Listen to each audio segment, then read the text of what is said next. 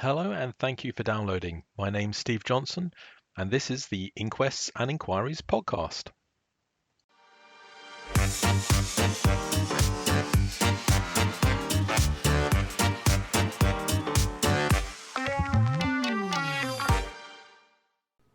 Hello and welcome to this episode of Inquests and Inquiries. This episode is looking at the Brook House inquiry reports and the government response to it. As usual, we have our AI presenters who've been digesting the reports and we'll analyse them in a moment. But just a few points just to highlight for you what the Brook House inquiry was. The Brook House inquiry took place about the Brook House Immigration Removal Centre, brought to light following the BBC Panorama programme in 2017. The attached documents detail both the methodology of the inquiry as well as the overall approach and the allegations of abuse that went on during this period. It really was quite a traumatic and triggering event. So for anyone who is sensitive to issues to do with torture, abuse or immigration, just be a bit cautious. This AI overview does have some quite triggering footage within it. Welcome in, everybody, ready to dive deep. Let's do it. Today, we're tackling the Brook House Immigration Removal Center. Oh, Brook House. Yeah, and, most people, when they hear immigration detention, they think, okay, Yeah. short stay, in and out. Right. Temporary. But this place, this report, 2017, some folks were stuck there for months. Months. Packed in like sardines. I've heard about this. They crammed in 60 extra beds. No. Really? Yeah, even those staff, even the inspectors were like, this is going to be bad. Makes sense. You can't just, stuff people in like that. Nope.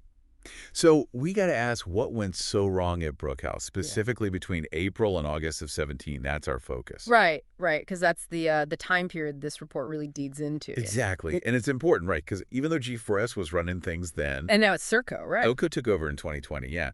But the stuff that went down, it points to some, system-wide issues. Oh, absolutely. Bigger problems than just one company, Exactly. So one huge red flag that jumps out is the drug problem.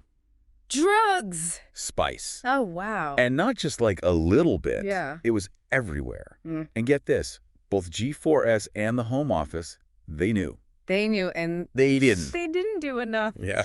The report even mentions allegations, right? Some staff were allegedly bringing the drugs in. Oh, come on. That's next level. There's this one incident, right? Detainee collapses after smoking spice. Guess where he got it? A staff member. Allegedly, yeah. Found unresponsive. They had to resuscitate him. Wow. So you've got these vulnerable people stuck in a place flooded with drugs, and the people who are supposed to be protecting them, they're... Yeah, were these staff even equipped to deal with all this? I mean, the report says that many staff felt overwhelmed. Makes sense. And they didn't have enough training on how to, deal with people high on spice, It's almost like they were set up to fail. It's like, yeah, here's this chaotic situation, good luck, but without the right tools. Right. Imagine trying to manage that chaos without any proper training or support. Yeah, and this is their job, right? Managing tough situations is kind of the whole point. So was it just poor training, or was there something more a lack of empathy, That's the question, isn't it? Yeah. And the report kind of points to this culture of, well, I don't want to say hostility, but definitely indifference among some staff. Yeah, indifference, that's a good word for it. That combined with no training, it's like a recipe for Disaster. Yeah. Abuse. And guess what? That's what they found. The inquiry. They uncovered some serious stuff. Yeah. Potential abuse. And they used a 2-stage test to see if it reached the level of inhuman or degrading treatment. Right, because that's some serious stuff. That's a violation of human rights. Exactly. And they have to figure out, okay, was the treatment severe enough objectively? Yeah.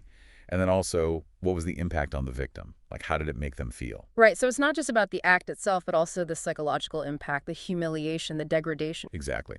So let's get into some specifics. And just a heads up, some of this is rough. Yeah, it's important to remember that these are real people, not just case numbers. Absolutely. So first case the report dives into is they call him D1234. Okay. But we don't actually know much about him. Really? Which in itself kind of tells you something, Yeah, even the inquiry, they had trouble getting all the info. Makes you wonder what else is hidden.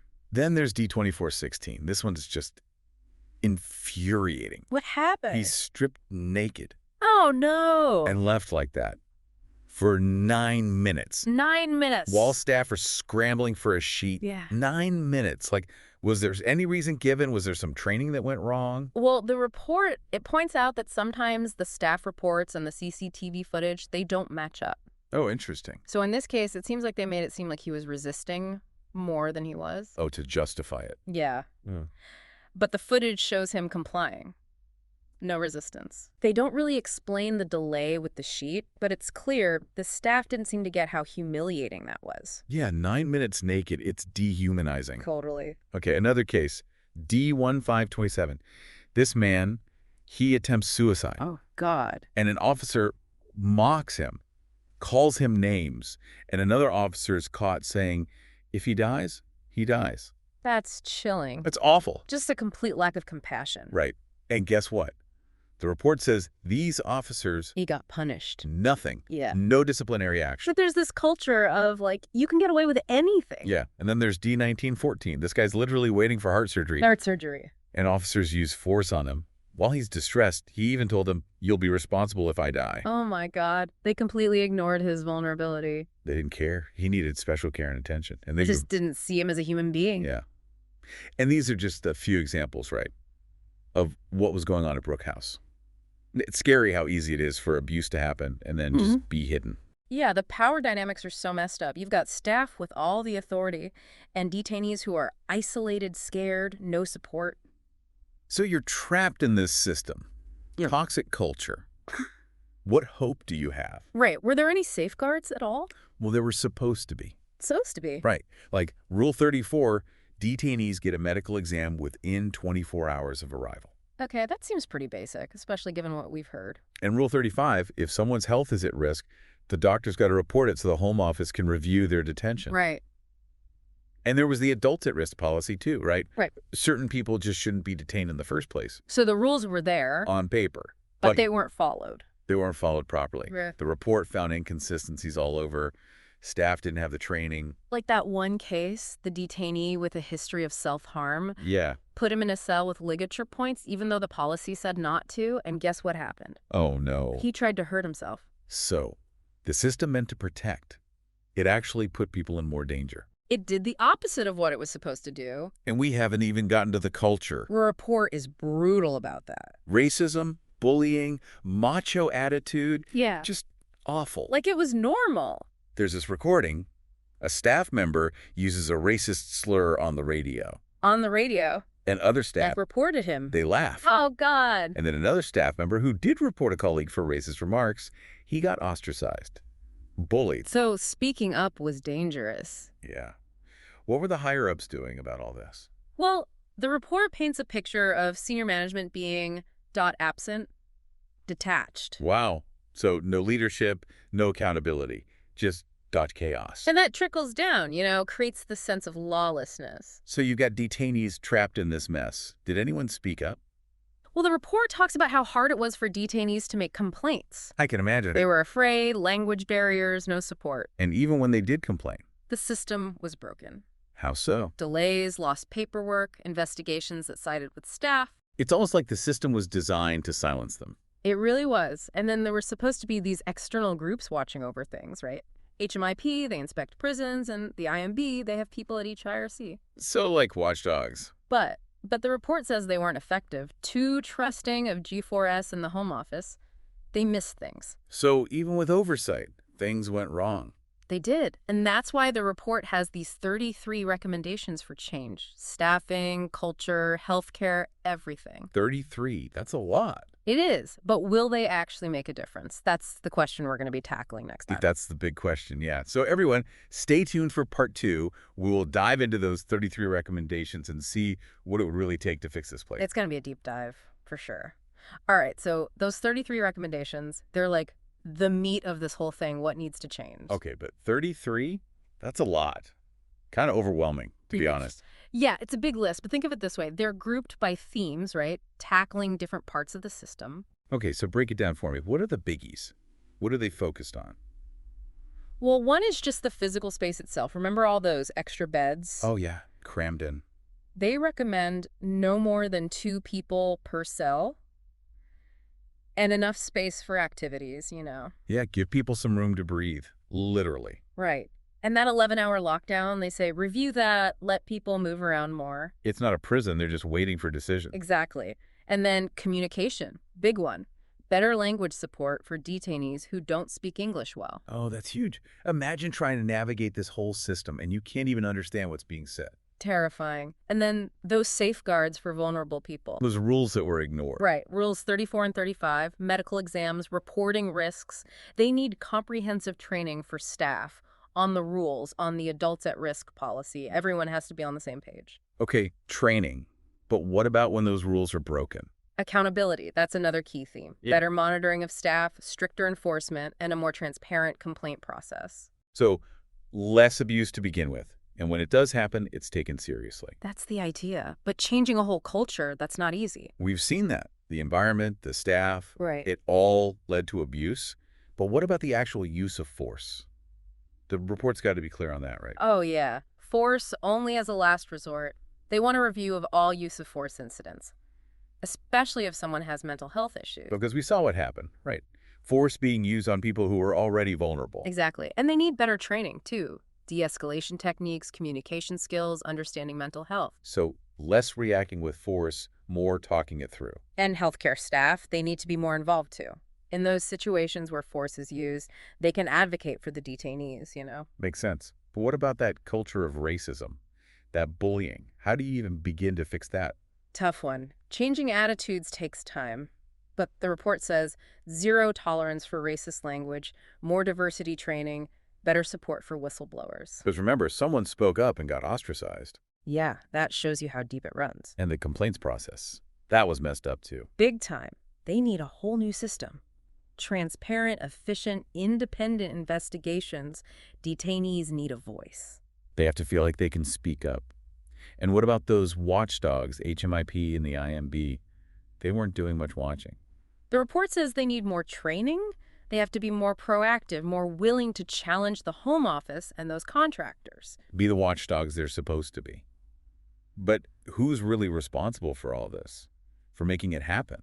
It's the Home Office, ultimately. They set the policies, they choose who runs the place, they enforce the standards. But didn't they also create some of these So problems? the report's pretty critical of them, yeah. They knew about the overcrowding, the drugs, the staffing. They didn't do enough. So are they going to step up now? Will they actually implement these recommendations? We can only hope. The world's watching now. They can't ignore it anymore. It's a lot, isn't it? All these systems, these failures. But let's not forget the human cost. That's the most important part. All these policies, they affect real people. People fleeing violence, hoping for a better life. And instead, they get treated like they're less than human. And that's why those reforms matter. It's not just fixing a system. It's about treating every person at Brook House with dignity. It's about basic human rights. And in part 3, we're going to hear from those people, the ones who lived through it. Stay tuned. So we've spent a lot of time digging into how things went wrong at Brook House, all the policies, the recommendations. But now, let's talk about the people. Yeah, because at the end of the day, that's what matters, right? These aren't just numbers on a page. Exactly. Real people got hurt. And the report shares some of their stories to show the human cost of these failures. One that stuck with me, D1851, he talked about this strip search. Oh, yeah. The inquiry said it was completely unnecessary. He said he felt helpless, vulnerable. And later, he was diagnosed with PTSD, depression, anxiety. Couldn't even walk past Gatwick Airport without having a panic attack. It just shows you the trauma, it stays with you. It doesn't just go away because you leave that place. And then there was D538. He was targeted for being gay. It's just awful. Being detained is bad enough, then add on discrimination, prejudice. He said he didn't feel safe. Verbal harassment, even physical assault. And when he complained, Nothing happened. basically, felt like he was punished for speaking up. That's a theme you see a lot in the report. Detainees feeling powerless, like they have no voice. Trapped, no one listening. It's got to be incredibly dehumanizing. And think about it, even with the inquiry, a lot of people didn't want to share their stories. Yeah, I get it. Scary to speak out against the system. Makes you wonder how many stories we'll never hear. How much abuse went unreported? Yeah. But even the stories we do have, they paint a pretty clear picture, don't they? Brook House was a dangerous place. Abuse was everywhere. And accountability was nowhere to be found. And that brings us back to those 33 recommendations. They're so important. It's not just about fixing rules, it's about protecting people. Real people. So, as we wrap up this deep dive, what sticks with you? What will you take away from all this? I think we can't forget the human side of this. All those policies, they have a real impact on people's lives. And we can't look away. It's our responsibility to learn about this, to talk about it, to fight for something better. If anyone's interested in learning more, the full report is online. It's tough, but it's worth reading. Thanks for joining us on this deep dive. Let's keep having these tough conversations. Let's keep pushing for a system that treats everyone with dignity, no matter who they are, where they come from. Everyone deserves to be treated with respect. Thank you for listening to the Inquests and Inquiries podcast. Remember, you can find more information on the website, inquestsandinquiries.com, or on the YouTube channel as well. Link in the notes.